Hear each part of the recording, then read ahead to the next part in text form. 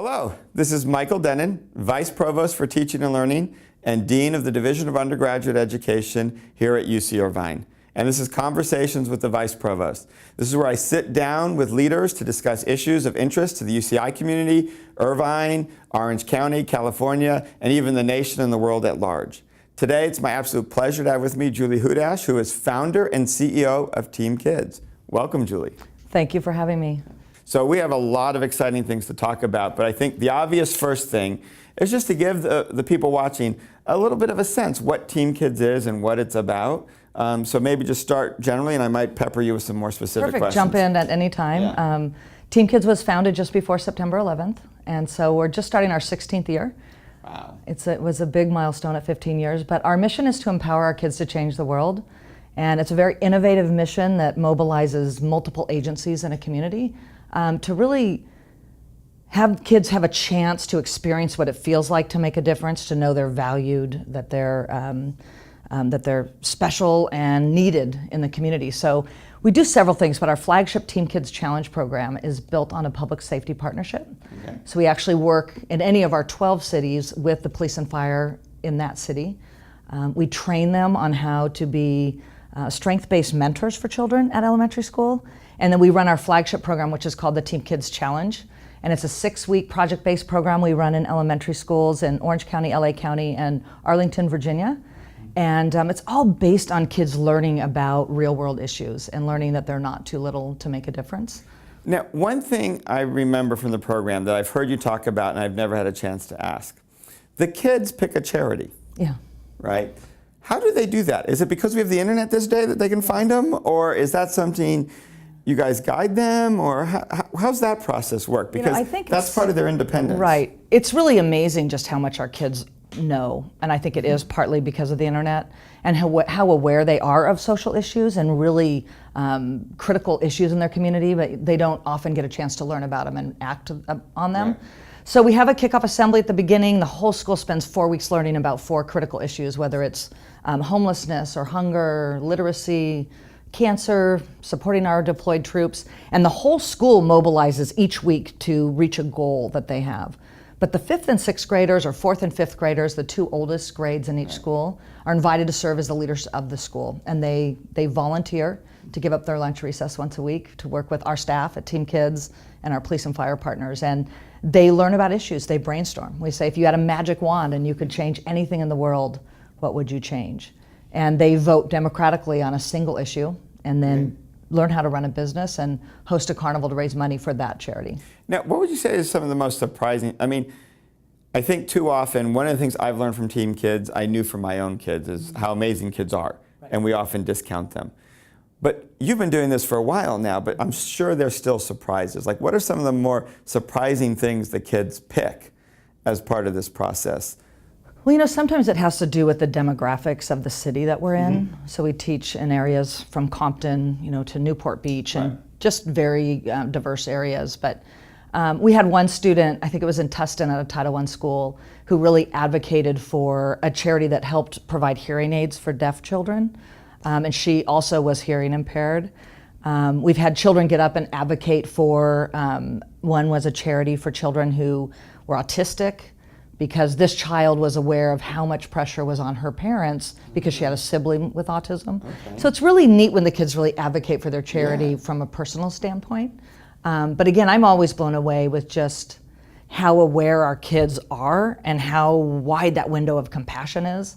They want to feel significant. They want that sense of self-efficacy, that they can affect change. But we as a country, in my opinion, I really feel like we fail our kids because they start with so much compassion and they want to save the rainforest, and we as a country focus on just their spelling tests or baseball. And so, it's really about, I think, spending less time saving teenagers that have gone down maybe a more challenging path than investing in our kids at an early age to stay on the path they're already on. Yeah.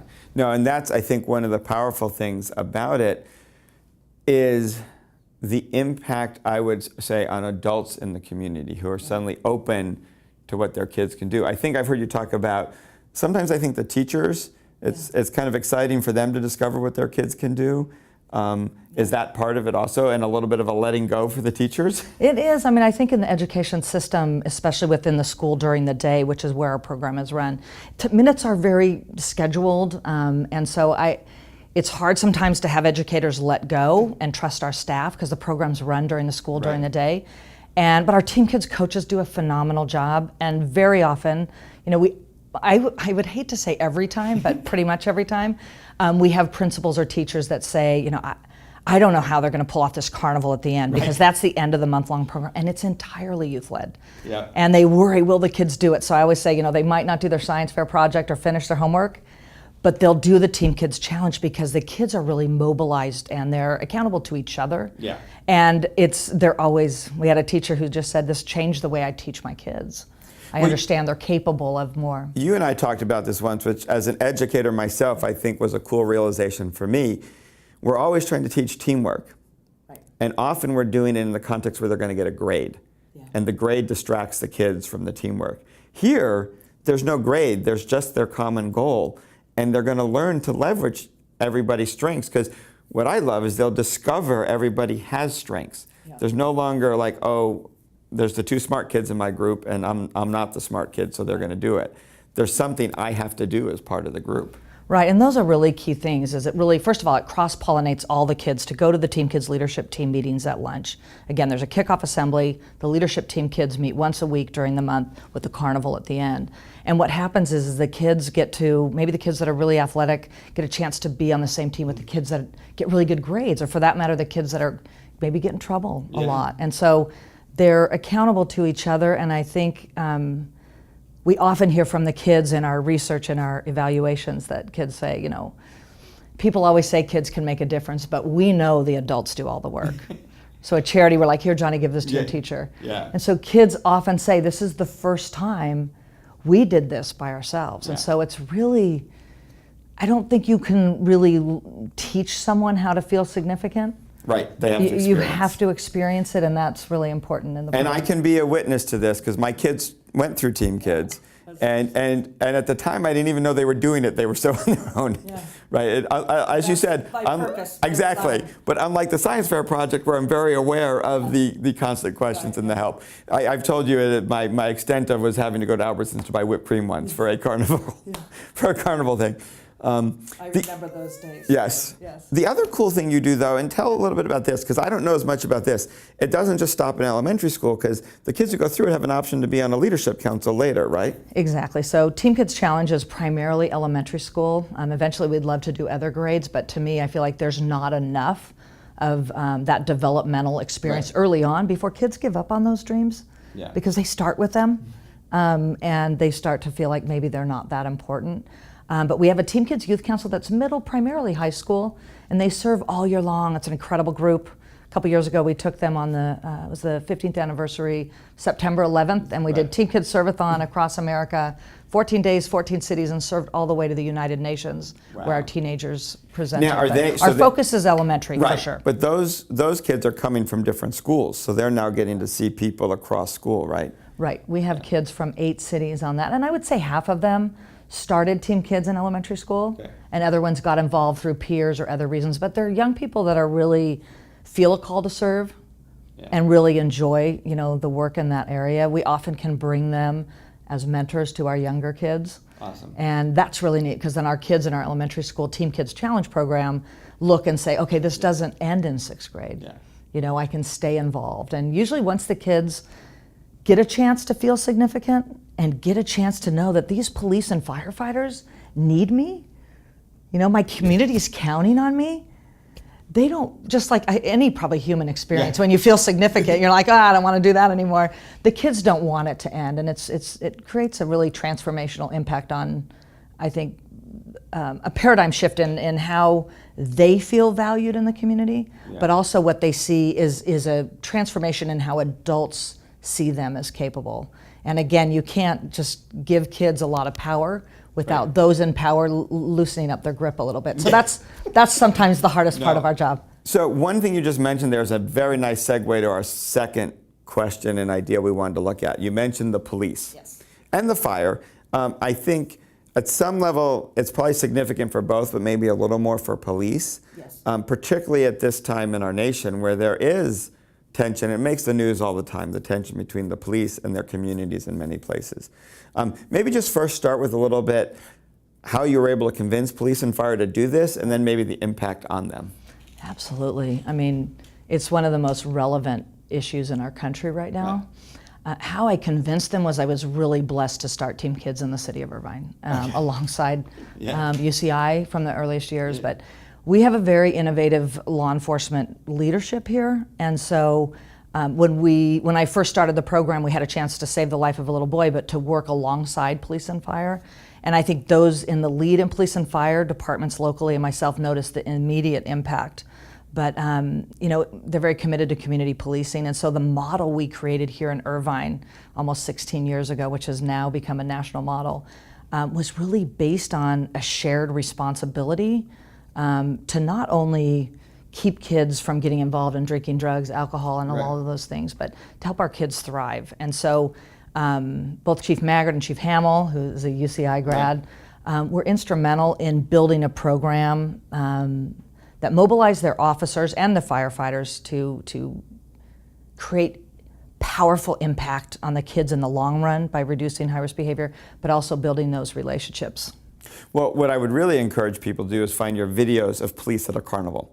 Because I think that really speaks a lot to kind of the power here, that at the end of this 5-week experience, well, it's a 6 weeks, but at the week 5 when they go into the carnival, there's a relationship there of trust that the police partake in these games, they're playing with the kids, they're having fun.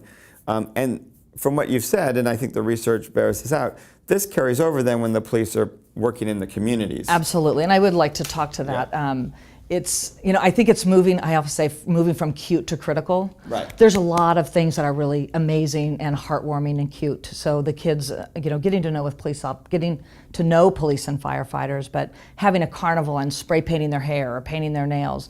But what's going on in the undercurrent is changing the perception that children have on law enforcement, and also on law enforcement as we're focusing on with this being such a critical need.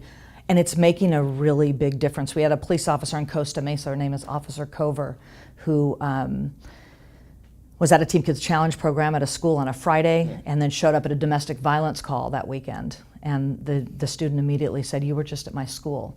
And the officer said, the climate went from one of fear to one of trust. But to take it a step further, both in Compton and Torrance, we actually have some empirically validated research that it's really making an impact. So we're pre and post testing our kids on police officers are an important part of our community. Police officers care about me. Police officers want me to be successful.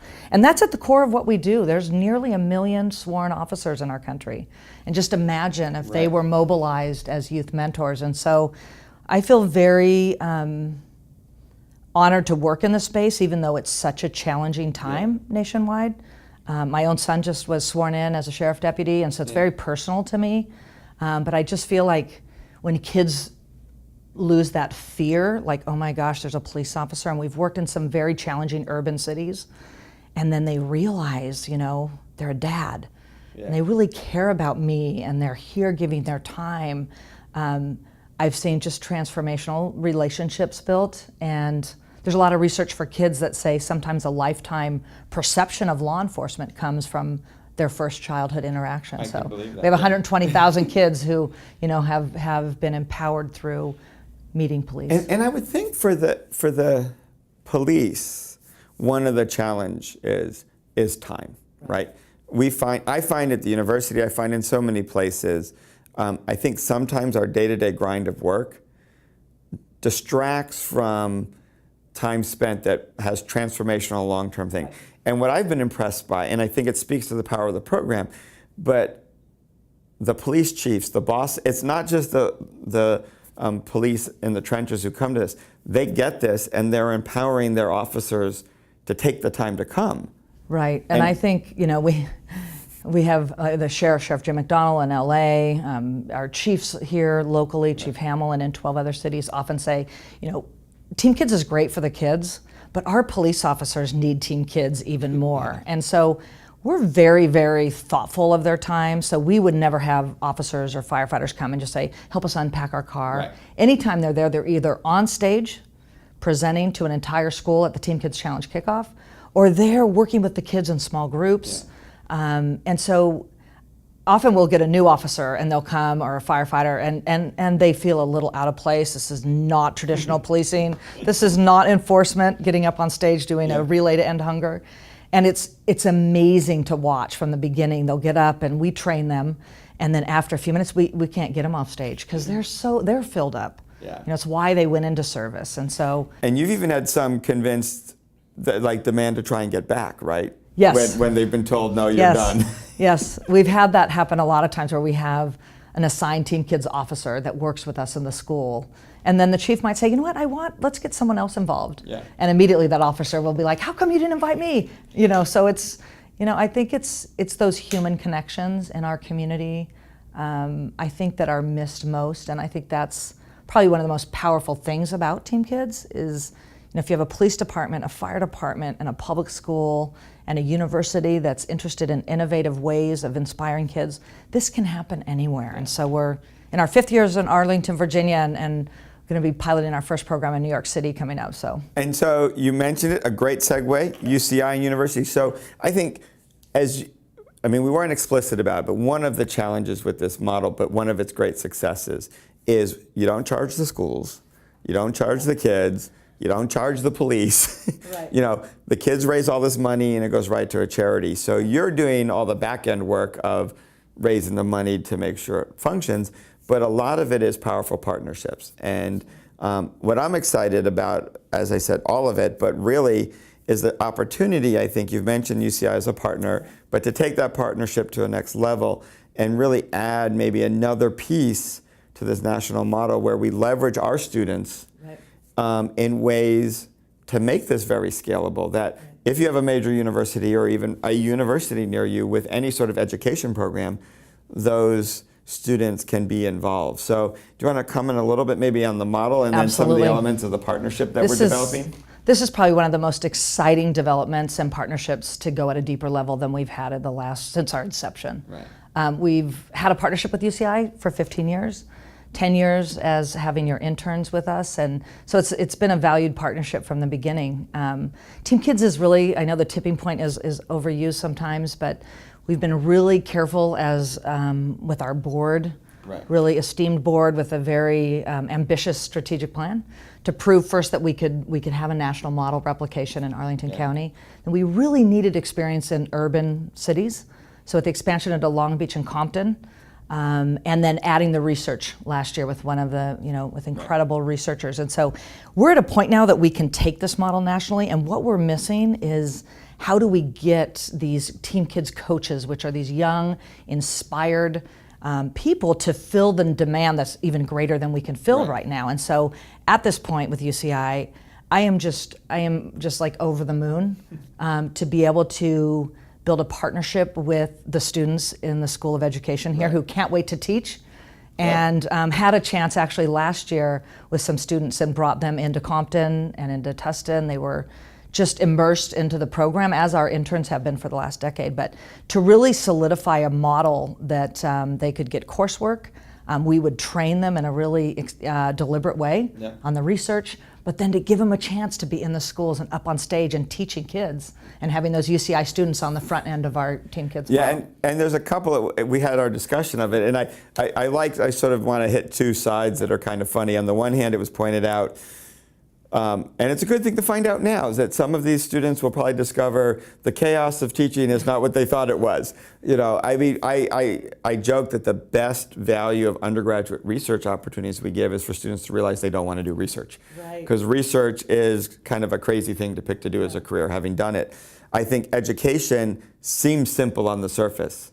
And to get in and see the nitty-gritty and the mess, that's a great opportunity Team Kids really gives to our students, because those student teaching and those experiences come later, and this is a chance we can get students in early.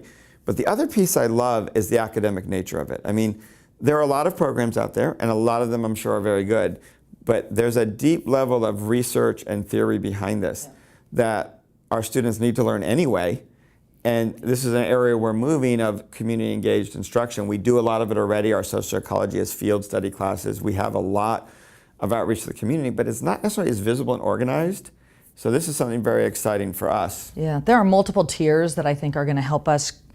We are a national model in the sense that we have a footprint outside, in multiple states, but this is actually going to be the model we want to build, that we could then take this UCI Team Kids model to other universities around the country. So to take it slow, to make it a really powerful win-win. There's nothing better for us than to have the most passionate, capable young people who are the most inspiring to our elementary school students. And so excited about that, excited to build upon the research that we have, working with Ryoko Yamaguchi, Dr. Yamaguchi in Washington, DC to build our logic model. And then locally here with Dr. Julie Tapp, doing our initial research. So how those doctoral students from UCI can be on the front line, not only having the undergraduate students teaching, but to have UCI doctoral students actually working on the pre and post tests and evaluation. So it's a win-win, and I'm just so excited. And the other great thing I hope comes out of starting with UCI is we're almost 60% first generation students now. And so when you think about influencing kids, particularly some of the schools you're in, maybe the Irvine schools, the kids know what university is and what it means to go to college. But certainly many of the schools you work in, college would be maybe not even on their radar as grade school kids. And now to have college students who can share, I was the first in my family to go. This was a choice I made, and this is the impact. I think is something that'll bring another layer our students can bring out into the program. Absolutely. We've gone from, just in the last 5 years, 7% of about 30,000 students annually that go through the Team Kids Challenge that are in Title I. And we're now just crossed the 40 percentile. And so it's a real commitment to us. And to see kids get excited about a different future. I had a student in one of my schools in Long Beach that is not only 100% Title I, but about a quarter of the kids have an incarcerated parent. And working with police and fire, and this little girl came running up to me, it was luckily my staff was around to hear it, but she came up and it was almost like validation she needed to say. She said, I love my parents, but I'm going to make different choices because I want to go to college. So those are the things that are so make me realize how lucky we are to work in the space that we are, and we can't do it without our partners. If we ran this without police officers and firefighters and university students, it would be a project that wouldn't have nearly the impact. And so we don't go anywhere without those partners. And I'm just, the opportunity to have UCI not only been at the ground level, but to take us truly to the national level is amazing. And we actually had a UCI student teaching our programs in Arlington, Virginia, as part of your UC-DC program. Which is amazing, and the big connection. Lupe Galindo, so we're already doing that on a one-off basis. And so, I think this is the economy of scale. And I'm just excited. I'm Irvine resident, it has to be with UCI out of the gate. It does. Well, I'm excited too. And I don't know that we can top the story of that kid wanting to make choices. So I think we'll wrap it up there. Julie, that is an amazing story. I love it, and I can't wait to see where our partnership goes. So thank you all for tuning in. This has been Conversations with the Vice Provost. Watch for our next episode. Thank you. Thanks for watching. This is the time where you get to be part of the conversation. Comment below. You know the drill. You know how to do that. Subscribe, follow us, look for us on all our social media, and stay part of the conversations. Thank you.